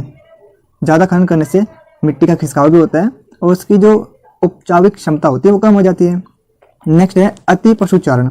अगर आप एक ही जगह पर ज़्यादा पशुचारण करेंगे तो जो पशु होते हैं वो घास फूस को खा लेंगे, और इस तरीके से पशुचारण की वजह से भी जो भूमि है, जो मृदा है, उसकी उपजाऊ की जो क्षमता होती है, जो शक्ति होती है वो कम हो जाती है। तो अति पशुचारण भी इसका एक रीज़न है। नेक्स्ट है वनों की कटाई। ये तो आपको पता ही होगा, जो वन होते हैं, जो पेड़ होते हैं, वो मिट्टी को बांधे रखते हैं, और अगर वनों की कटाई करोगे तो ऐसे कंडीशन में मृदा अपरदन होना निश्चित है। तो चलिए थोड़ा सा और इसे डिटेल में समझ लेते हैं और क्या क्या रीजंस हैं। इसके अलावा है अम्लीय वर्षा। तो देखिए क्या होता है, जितने भी जो उद्योग होते हैं या जो कारखाने होते हैं उनकी चिमनियों से काफ़ी सारे विषैले जो पदार्थ है, जो जहरीले पदार्थ है, जैसे कि सल्फर डाइऑक्साइड, नाइट्रोजन ऑक्साइड, ये जो गैसेज होती हैं ये वायु में मिल जाती हैं और वायु प्रदूषण करती हैं, और इसके परिणाम स्वरूप क्या होता है, अम्लीय वर्षा होती है, यानी एसिड रेन होती है। और ये इतनी अधिक हानिकारक होती है ना, जितने भी जो जल में रहने वाले जीव हैं उनकी इससे मृत्यु हो जाती है। तो ये भी एक बहुत बड़ा रीज़न है जो कि पीएच मान को कम कर देता है, और इससे जो मृदा है उसकी उपजाऊ क्षमता कम होती है। नेक्स्ट है औद्योगिक अपशिष्ट। अब इसके अलावा प्रत्येक उद्योग से कुछ ना कुछ अपशिष्ट निकलता है जो कि बिना उसे फिल्टर किए, बिना साफ सुथरा किए वो डायरेक्ट नदियों में भेज देते हैं, और वही नदियों से जो किसान होते हैं वो अपने खेतों की सिंचाई करते हैं। तो इस तरीके से जो विषैले पदार्थ होते हैं अब वो भूमि में चले जाते हैं, तो इस तरीके से जो भूमि की उत्पादक क्षमता होती है उसमें कमी आती है। तो ये सभी वो रीजंस हैं जिन्हें आपको अपने एग्जाम में मेंशन करना होता है, बताना होता है। नेक्स्ट है नगरीय अपशिष्ट। नगरों से निकलने वाला कूड़ा करकट नगरीय अपशिष्ट पदार्थ को सीधे नदी और नालियों में बहा देते हैं। इसके अलावा नगरों में प्लास्टिक, पॉलीथीन आदि जितने भी जो अजैव निम्नीकरण कचरे होते हैं जो कि सीधे मैदान में फेंक दिए जाते हैं, जो कि प्रकृति में लंबे समय तक रहते हैं इससे क्या होता है, भूमि की उपजाऊ क्षमता है उसमें कमी होती है। नेक्स्ट है अति सिंचाई और रासायनिक उर्वरकों का प्रयोग। जैसे कि आपको पता है जो रासायनिक उर्वरक है उनका ज़्यादा से ज़्यादा उपयोग किया जा रहा है, जो कि मृदा अपरदन का जो एक बहुत बड़ा रीज़न है, क्योंकि इससे जो मृदा है, जो उस जगह की जो भूमि है, उसकी जो उत्पादक क्षमता होती है वो घट जाती है रासायनिक उर्वरकों के कारण, केमिकल्स की वजह से। इससे फूड पे भी असर पड़ता है। तो अब अगर मैं इसके उपाय के बारे में बात करूं कि हम किस तरीके से भू निम्नीकरण या मृदा अपरदन को रोक सकते हैं, तो जो आपने रीजंस बताए वहीं आपके आंसर बन जाएंगे। जैसे ज़्यादा से ज़्यादा पेड़ को लगाएं, इससे हम भूमि निम्नीकरण को रोक सकते हैं, क्योंकि जब पेड़ लगाएंगे तो वो मिट्टी को जकड़ के रखेंगे। इस तरीके से अति पशुचारण को कम करना, अति सिंचाई को कम करना, सीढ़ी नुमा खेती करना। सीढ़ी नुमा खेती ये होती है जिसमें इस तरीके से कुछ खेती की जाती है, जैसे कि आप इस डायग्राम में देख सकते हो। इससे जो भू निम्नीकरण है यानी जो मृदा अपरदन है उसके चांसेस कम हो जाते हैं। इसके अलावा रासायनिक खाद का उपयोग कम से कम करना, और उद्योगों के द्वारा जितने भी जो फैक्ट्रीज होते हैं उनके द्वारा जो धुआं निकलता है या जो भी कूड़ा कचरा निकलता है उनको फिल्टर करके आगे नदियों में भेजना, जिससे कि जो नदी गंदी नहीं होगी और जो वायु प्रदूषण नहीं होगा, जिससे जो अम्लीय वर्षा वो नहीं होगी। तो ये सभी आप इसके उपाय में लिख सकते हो। तो चलिए हम बात कर लेते हैं, इसमें 2 टॉपिक्स और आपके रह गए जहाँ से शॉर्ट टाइप आपसे एग्जाम में क्वेश्चन पूछे जाते हैं, वो है आर्द्र भूमि और मरुस्थलीकरण। तो देखिए आर्द्र भूमि क्या होता है। आर्द्र भूमि होता है जहाँ पर बहुत सारा जल होता है, यानी जलमग्न एरिया को हम क्या कहते हैं, आर्द्र भूमि कहते हैं। और वहीं दूसरी तरफ अगर मैं बात करूँ मरुस्थलीय भूमि के बारे में, तो ये जस्ट इसका उल्टा है, यहाँ पर सूखा पड़ा होता है। तो इनको थोड़ा सा और डिटेल में समझ लेते हैं। सबसे पहले मैं बात करने जा रहा हूँ आर्द्र भूमि के बारे में। तो इसकी एक डेफिनेशन पढ़ लेते हैं। आर्द्र भूमि वह क्षेत्र होता है जो जलमग्न होता है, यानी कि यहाँ पर पानी की कमी नहीं होती। और आर्द्र भूमि में दलदल, झीलें और नदियों के किनारे शामिल होते हैं। आर्द्र भूमि क्षेत्र स्थलीय और जलीय दोनों प्रकार के पायतंत्र पाए जाते हैं। यानी कि इससे हमें पता चलता है इस एरिया में जो पायतंत्र है वो ज़्यादा है, यानी कि जो जैव विविधता है वो ज़्यादा पाई जाएगी। यहाँ पर जो जल में रहने वाले जीव है वो तो होंगे ही, और जो स्थल पर रहने वाले जीव है वो भी होंगे। यानी यहाँ पर काफ़ी ज़्यादा जैव विविधता है। जैव विविधता को आवास प्रदान करता है। आर्द्र भूमि जैव विविधता का एक बहुत बड़ा केंद्र है, जहाँ स्थल और जल दोनों प्रकार के जो जीव है वहाँ पर रहते हैं, क्योंकि उन्हें पानी सबसे ज़्यादा इंपॉर्टेंट है, जलीय जीवन है, और वो यहाँ पे उपलब्ध है। तो यहाँ पर जैव विविधता का एक बहुत बड़ा केंद्र होता है। और आर्द्र भूमि कई जीवों के रहने का घर होता है, आवास होता है। जल शुद्धिकरण में सहायक। आर्द्र भूमि अशुद्ध जल को शुद्ध कर देते हैं, इसका ये भी एक बहुत बड़ा फायदा है। नेक्स्ट है बाढ़ को रोकने में सहायक। भारी वर्षा के समय अतिरिक्त जो जल होता है वो अवशोषित करके बाढ़ को रोकने में सहायक होते हैं। यहाँ की जो भूमि होती है वो दलदल होती है, और इस तरीके से जो बारिश भी होती है वो दलदल में जो वहाँ पर एरिया जो होता है वो जो जितना एक्स्ट्रा पानी होता है उसे अवशोषित कर देते हैं, जिससे कि जो बाढ़ की जो समस्या होती है वो कम रहती है।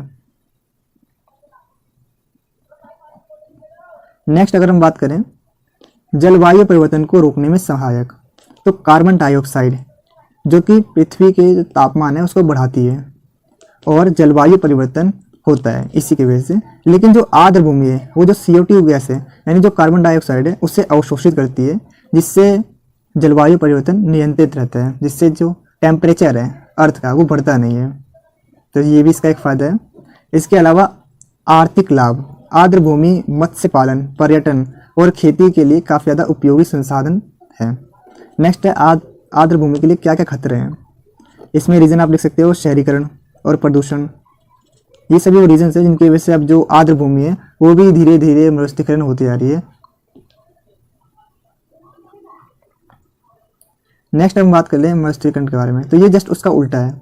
इसमें हम क्या बताएंगे, मरुस्थलीकरण एक ऐसी प्रक्रिया है जिसमें जो उपजाऊ भूमि है वो बंजर बन जाती है, जैसे कि आप इन सभी इमेज में चेक कर सकते हो, जहाँ खेती, वनस्पति और पानी की काफ़ी अधिक कमी हो जाती है। पानी की कमी हो गई तो उस एरिया में वही जीव जंतु सर्वाइव कर पाएंगे जो कि उनके अनुकूल होंगे, और बाकी जो होंगे वो मर जाएंगे। तो ऐसी कंडीशन में यहाँ पे जो जैव विविधता है बहुत कम होगी, क्योंकि बहुत लिमिटेड जो जीव बचे होंगे यहाँ पे। नेक्स्ट हम बात करें क्षेत्र के बारे में। मरुस्थलीकरण ये शुष्क और अर्ध शुष्क क्षेत्र में आता है। अब इसके रीजंस के बारे में अगर हम बात करें तो जंगलों की अंधाधुंध कटाई, अति पशुचारण, अत्यधिक सिंचाई, भूमि का अनुचित उपयोग और जलवायु परिवर्तन। तो ये सभी वो रीजन्स होते हैं जिनकी वजह से जो आर्द्र भूमि होती है ना वो भी मरुस्थलीकरण बन जाती है, यानी कि एक बंजर भूमि बन के रह जाती है। अब हम बात कर लेते हैं इसके क्या क्या इफेक्ट पड़ते हैं मरुस्थलीकरण के प्रभाव। एक तो है कृषि उत्पादन में कमी हो जाएगी, जिससे खाद्यान्न संकट उत्पन्न हो जाएगा, और जैव विविधता में कमी आएगी, जो कि पर्यावरण के लिए एक असंतुलन यानी कि इम्बैलेंस हो जाएगा। जैसे कि मैंने आपको बताया भी था कि वहाँ पर पानी नहीं है, जो भूमि है वो बंजर हो गई, तो सिर्फ वही जीव सर्वाइव कर पाते हैं जो कि उसके अनुकूल होते हैं, और बाकी सभी जीव जंतु मर जाते हैं। तो इस कंडीशन में जो जैव विविधता है उसकी हानि होगी। अगर हम इसके रोकथाम के बारे में बात करें, क्या उपाय हैं, सोल्यूशन क्या है, तो सही तरीके से कृषि करना, अति पशुचारण को कम करना, और वनों को ज़्यादा से ज़्यादा लगाना, पेड़ पौधे लगाना। वो जो नॉर्मल से चीज़ें होती हैं वही आपको लिखनी है, इसमें आप पढ़ भी सकते हो। प्रदूषण होता क्या है और हम इसे किस तरीके से कंट्रोल कर सकते हैं, इस पर किस तरीके से नियंत्रण पा सकते हैं। तो इसके अंदर बेसिकली आपको कुछ टॉपिक्स को समझना है।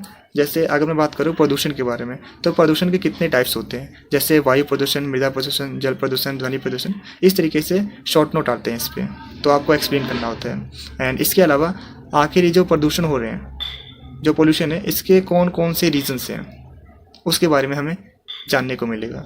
एंड इसके अलावा अगर हमने इसके रीजन्स के बारे में बात की है, तो आखिर ऐसे कौन कौन से सॉल्यूशन है यानी कि नियंत्रण, इसके नियंत्रण करने के क्या क्या उपाय हैं, इसके बारे में जानने को मिलेगा। एंड इसके अलावा और 2 टॉपिक्स हैं जिनसे आपके एग्ज़ाम में अभी तक क्वेश्चन पूछे गए हैं। उसमें आपसे पूछा जा सकता है आपके एग्ज़ाम में, यमुना नदी की जो जल प्रदूषण है उसके क्या क्या रीजन्स हैं, इसके बारे में आपसे अलग से पूछा जा सकता है। एंड इसके अलावा गंगा एक्शन प्लान, अब ये जो यमुना नदी ये जो प्रदूषण हो रहा है उसके लिए सरकार द्वारा जो एक्शन लिए गए हैं, गंगा एक्शन प्लान, इसके बारे में एक्सप्लेन कीजिए। तो बेसिकली जो मैंने आपको यहाँ पर टॉपिक्स एक्सप्लेन किए हैं, इन्हीं टॉपिक्स को आपको अच्छे से कवर करना है, और इन्हीं टॉपिक्स से आपके एग्ज़ाम में अभी तक क्वेश्चन पूछे गए हैं। तो बिना टाइम वेस्ट करते हुए हम बढ़ते हैं अपने वीडियो की तरफ। और इसके अलावा इसकी जो PDF का लिंक है वो आपको इस वीडियो के डिस्क्रिप्शन बॉक्स में मिल जाएगा, आप चाहो तो उसे डाउनलोड कर सकते हो आसानी से। तो चलिए सबसे पहले हम समझ लेते हैं आखिर प्रदूषण होता क्या है, व्हाट इज़ पॉल्यूशन।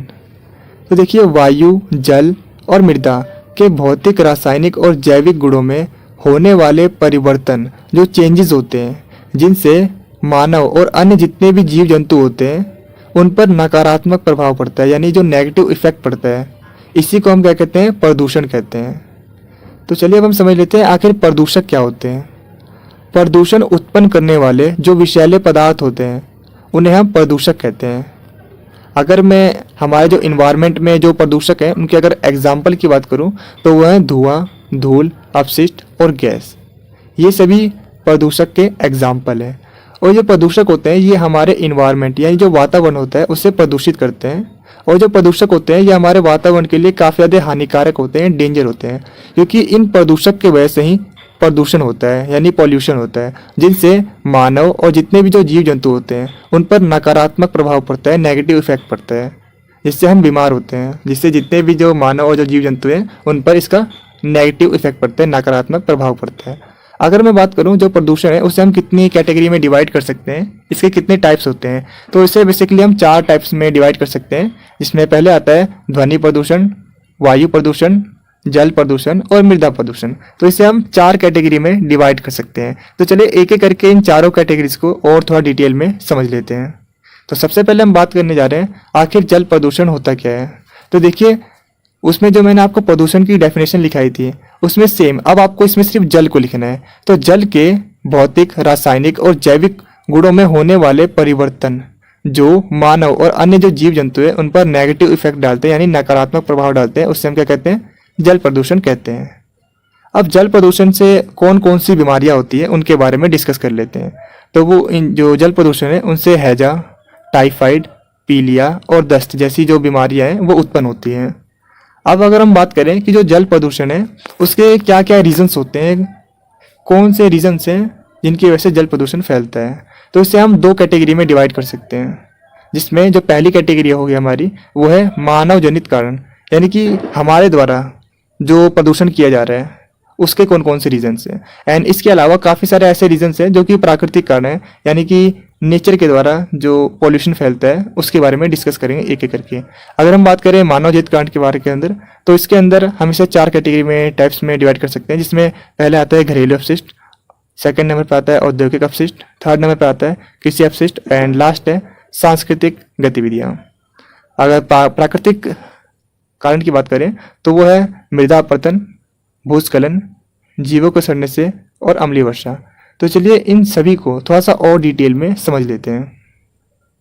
सबसे पहले हम बात करेंगे जल प्रदूषण के जो मानव जनित कारण हैं उनके बारे में। तो चलिए सबसे पहले इसके अंदर हम जल प्रदूषण के जो मानव जनित कारण हैं उनके बारे में बात कर लेते हैं। इसमें जो हमारा पहला पॉइंट आता है वो है घरेलू अपशिष्ट।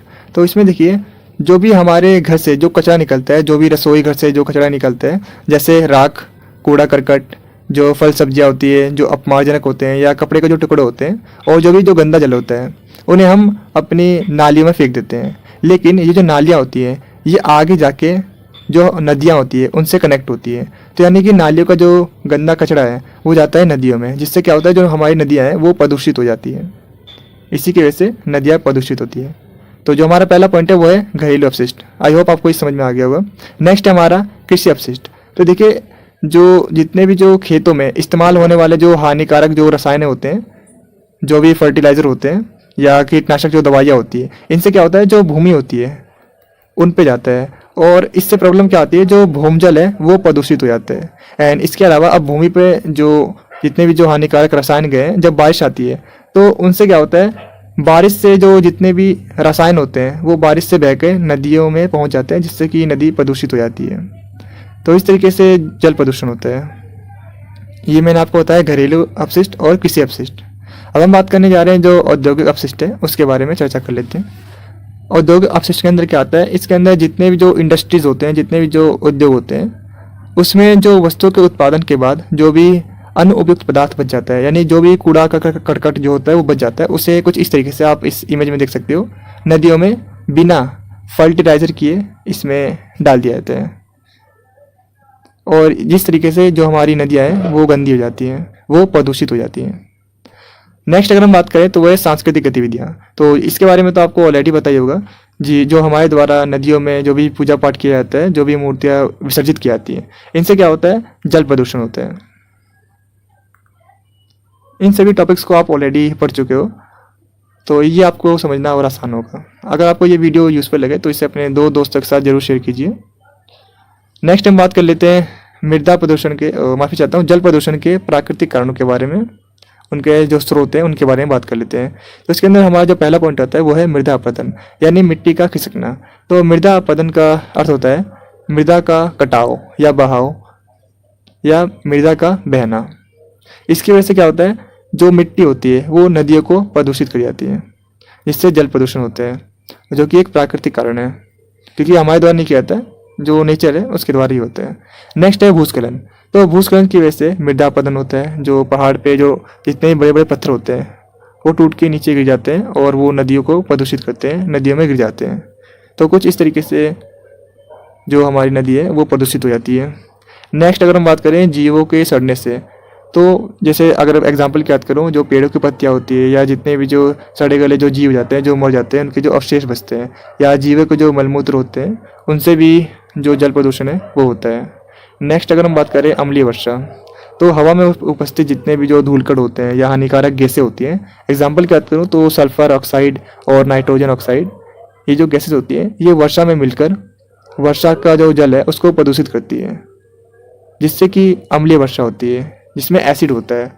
और अम्लीय वर्षा से क्या होता है जितने भी जो जीव जंतु हैं उस पर नेगेटिव प्रभाव पड़ता है, नकारात्मक प्रभाव पड़ता है, और उनसे कई प्रकार की बीमारियां उत्पन्न हो जाती हैं। तो चलिए अब हम बात कर लेते हैं यमुना नदी जो है वो इतनी गंदी कैसे हो गई, उसके रीजंस क्या क्या हैं और उसके क्या क्या इफेक्ट होंगे। तो देखिए यमुना नदी गंदी हो रही है, इसका मतलब है जल प्रदूषण हो रहा है, और जल प्रदूषण के रीज़न तो सेम रहेंगे जो कि हम अभी डिस्कस करके आए हैं। तो इसमें हम जानेंगे जल प्रदूषण के क्या क्या इफेक्ट हो रहे हैं, अब उनके प्रभाव को समझेंगे। तो जो यमुना नदी है, यमुना नदी हिमालय के यमुनोत्री हिमनद से निकलती है और दिल्ली से बहती हुई यूपी यानी जो उत्तर प्रदेश है उसके इलाहाबाद में गंगा नदी से जाके मिल जाती है। यमुना नदी को धार्मिक दृष्टि से काफ़ी ज़्यादा पवित्र नदी माना जाता है। और अब अगर हम बात करें, जो दिल्ली महानगर है वो यमुना नदी का सबसे बड़ा प्रदूषक करता है। यानी अगर हम बात करें जो जल प्रदूषण हो रहा है, जो यमुना नदी में सबसे ज़्यादा जो प्रदूषण करता है वो कौन है? दिल्ली है। यानी कि दिल्ली में सबसे ज़्यादा जल प्रदूषण होता है, यमुना नदी का जो प्रदूषण है वो सबसे ज़्यादा दिल्ली में होता है as compare to other state. Other states में इतनी ज़्यादा बुरी हालत नहीं है जितने दिल्ली में है। दिल्ली में जो जल प्रदूषण है वो सबसे ज़्यादा होता है। अब हम बात कर लेते हैं जल प्रदूषण के क्या क्या इफेक्ट हैं, उसके क्या क्या प्रभाव हैं, उनको समझ लेते हैं।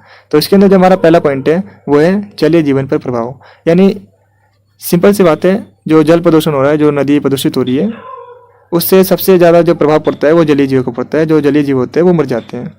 इसके अलावा अगर हम बात करें मानव स्वास्थ्य पर प्रभाव के बारे में, तो यमुना नदी का प्रदूषण पानी पीने से जो मनुष्य होते हैं उनमें विभिन्न प्रकार की बीमारियां उत्पन्न हो सकती हैं, जैसे दस्त, पीलिया और हैजा। इसके अलावा जो हमारा पर्यावरण है उस पर क्या इफेक्ट पड़ता है, इन्वायरमेंट पे क्या इफेक्ट पड़ता है, तो यमुना नदी को प्रदूषण से जो हमारा पानी है, जो हमारा पर्यावरण है उसको नुकसान पहुंचता है, जाहिर सी बात है। और जो वातावरण है उसमें असंतुलन पैदा होता है, असंतुलन उत्पन्न होता है। तो अगर आपको ये वीडियो यूजफुल लगे तो इसे लाइक जरूर से कीजिएगा। तो चलिए अब हम बात कर लेते हैं यमुना नदी के प्रदूषण को हम किस तरीके से कम कर सकते हैं, यानी उसके निवारण क्या है, उसके क्या उपाय हैं। तो देखिए, जो रीजन थे जो मैंने आपको बताया जल प्रदूषण के क्या क्या कारण है, अगर आप उनको ध्यान से पढ़ोगे तो वहीं आपको सॉल्यूशन देते हैं। रीज़न वो है और उसके सॉल्यूशन भी उसी में छुपे हुए हैं। अगर आप देखो तो मैंने उसमें बताया था कि किसान द्वारा जो रासायनिक उर्वरकों का यूज़ करते हैं जिससे कि जल प्रदूषण होता है, तो सिंपल सी बात है, जो रासायनिक उर्वरक है उनको सीमित मात्रा में उपयोग किया जाए और सीमित सिंचाई की जाए, जिससे जल प्रदूषण है वो कम होगा। इसके अलावा औद्योगिक अपशिष्टों का निपटारा, यानी जितने भी जो हमारे औद्योगिक अपशिष्ट होते हैं वो बिना उसको फिल्टर किए डायरेक्ट उसे नदियों में बहा देते हैं, जिससे जल प्रदूषण होता है। तो जितने भी जो उद्योग होते हैं उनको पहले उसे फर्टिलाइजर करना चाहिए, उन्हें साफ़ करना चाहिए, उसके बाद उसे नदी में बहा दो, जिससे कि जो जल प्रदूषण है वो कम होगा। इसके अलावा लोगों को ज़्यादा से ज़्यादा जागरूक करके हम जल प्रदूषण को कम कर सकते हैं। और इसके अलावा जो नदी और जो नालियाँ हैं उनमें नियमित सफाई से, क्योंकि लंबे टाइम तक सफाई ना करने से जो कचरा होता है ज़्यादा भर जाता है और जिससे बीमारियाँ उत्पन्न होती है और जल प्रदूषण होता है। तो हमें रेगुलरली साफ़ सफाई करनी चाहिए। इसके अलावा जनसंख्या भी इसका एक बिगेस्ट रीज़न है, क्योंकि रिसोर्सेज है वो तो लिमिटेड है। इसके अलावा जो घरेलू अपशिष्ट है उसका निपटारा करके हम जो यमुना नदी को जो प्रदूषण है उससे बचा सकते हैं, उसे कम कर सकते हैं।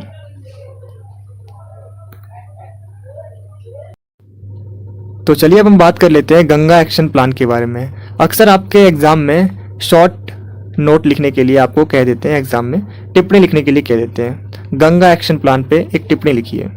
तो इसे थोड़ा सा और समझ लेते हैं। तो सबसे पहले आपको आंसर की स्टार्टिंग कैसे करनी है, जैसे कि मैंने आपको बताया, आप सबसे पहले एक इंट्रो लिखोगे, बीच में अगर आपके पास कुछ डायग्राम्स है तो डायग्राम्स जरूर से बनाइए, ड्राइंग्स जरूर से बनाइए, एंड एट द एंड आप कंक्लूजन जरूर से लिखिए, जिससे एग्जामिनर पर अच्छा इफेक्ट पड़ता है। तो इसी तरीके से सबसे पहले हमने एक इंट्रो दिया, एक भूमिका बताई, जिसमें हमने बताया जो गंगा नदी है वो भारत की सबसे पवित्र और ऐतिहासिक नदियों में से एक है, जिसे हम अक्सर माँ के रूप में सम्मिलित करते हैं।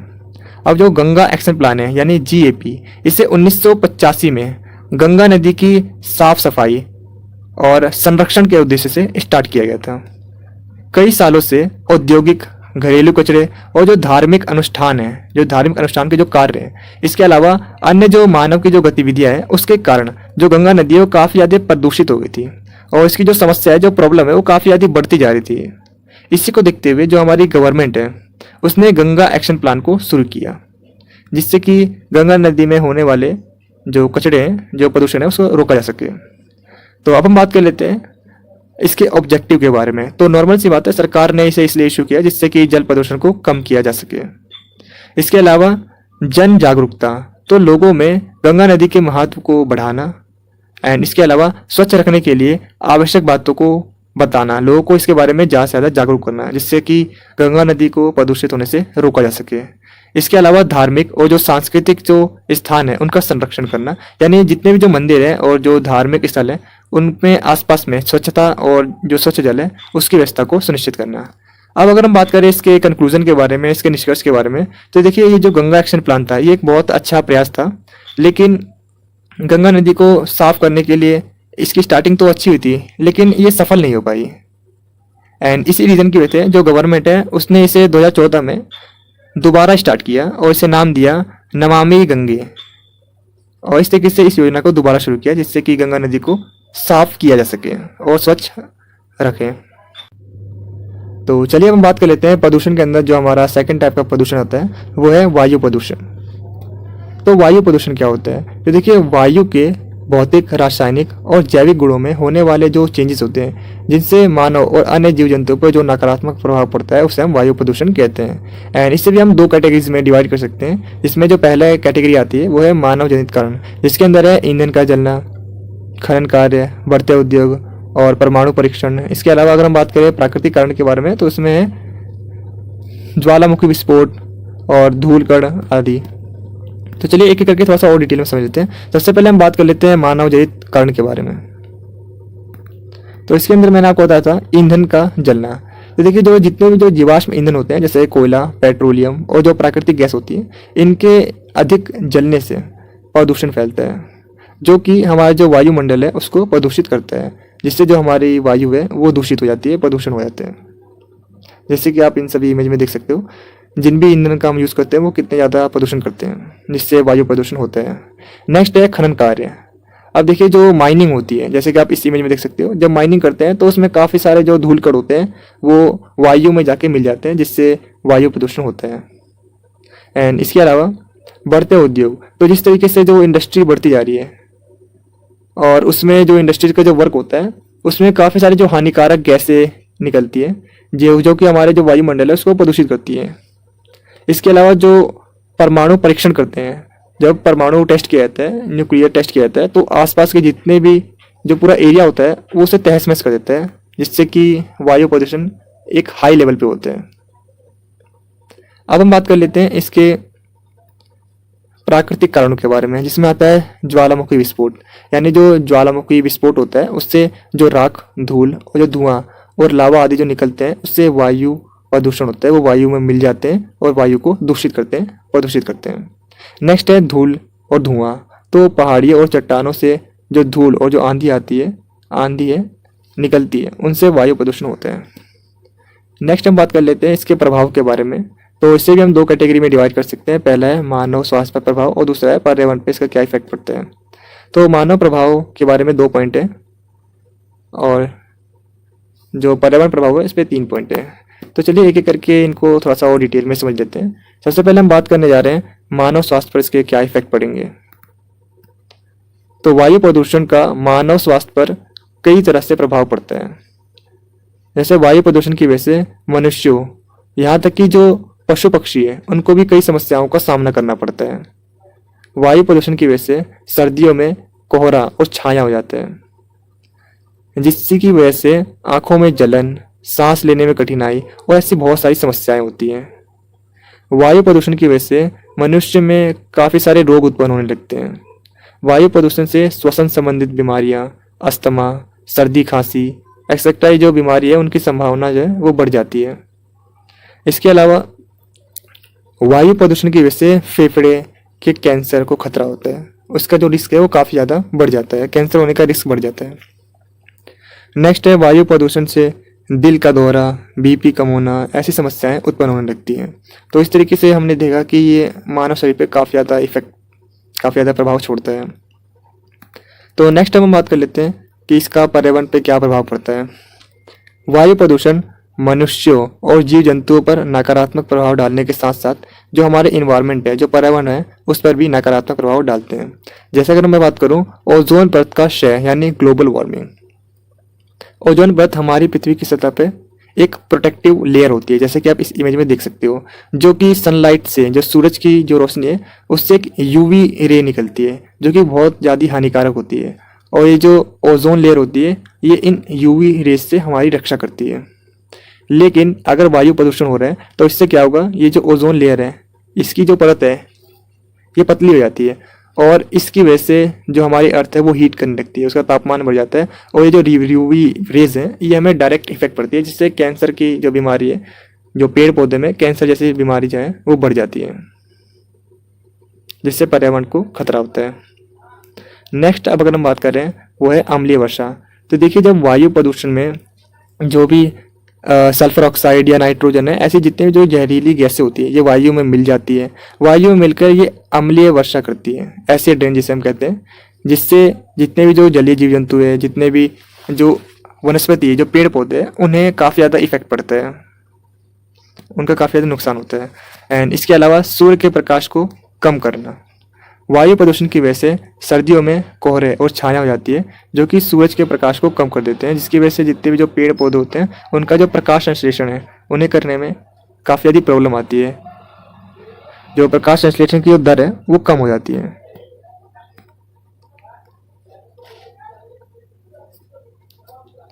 चलिए हम बात कर लेते हैं स्मॉग के बारे में। इस पर आपको शॉर्ट टिप्पणी लिखने के लिए आता है एग्जाम में। तो स्मॉग जो है वो 2 शब्दों से मिलकर बना है। पहला है स्मोक और फॉग। स्मॉग एक प्रकार का वायु प्रदूषण ही होता है।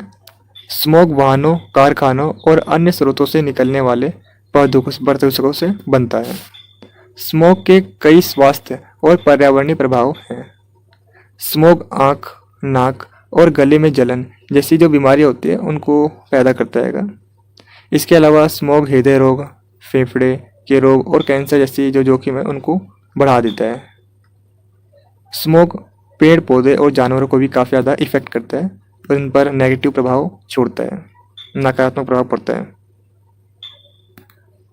अब हम बात कर लेते हैं कि वायु प्रदूषण को हम किस तरीके से कम कर सकते हैं, यानी इसके निवारण क्या है। तो कारखानों की चिमनियों की ऊंचाई ज़्यादा रखनी चाहिए, जिससे वायु प्रदूषण को कम किया जा सके।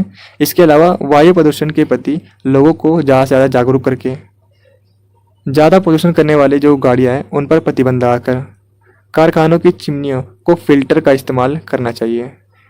एंड इसके अलावा ज़्यादा से ज़्यादा पेड़ लगा के हम वायु प्रदूषण को कम कर सकते हैं और धूम्रपान पर प्रदूषण जो प्रतिबंध लगा के हम वायु प्रदूषण को रोक सकते हैं। तो चलिए अब हम बात कर लेते हैं ध्वनि प्रदूषण के बारे में। जो ध्वनि प्रदूषण है इसे हम शोर भी कहते हैं, यानी जो अवांछित ध्वनि है, जो अनवांटेड साउंड होता है उसे हम शोर कहते हैं। और ध्वनि प्रदूषण को डेसिबल में मापा जाता है। अगर मैं इसके सोर्सेज की बात करूं, किन कारणों की वजह से ध्वनि प्रदूषण होता है, तो जैसे बस, ट्रक, स्कूटर, इनसे ध्वनि प्रदूषण होता है। इसके अलावा पटाखे जलाने से ध्वनि प्रदूषण होता है एंड बाकी सारे रीजन से। अगर मैं बात करूं इसके क्या प्रभाव पड़ते हैं, तो इससे सिर दर्द, नींद ना आना, थकान, चिड़चिड़ापन, ऐसी बहुत सारी बीमारियां होती हैं, बहुत सारी समस्याएं उत्पन्न होती हैं। तो आज की वीडियो बस इतना ही। अगर आपको ये वीडियो यूजफुल लगे तो इसे ज़्यादा से ज़्यादा शेयर कीजिएगा। इसके अलावा इसकी जो PDF का लिंक है वो मैं आपको अपने इस वीडियो के डिस्क्रिप्शन बॉक्स में प्रोवाइड कर दूंगा। अगर आप चाहो तो वहाँ से डाउनलोड कर सकते हो। Thanks for watching this video. इसे अपने 2 दोस्तों के साथ जरूर शेयर कीजिए। Thanks for watching this video.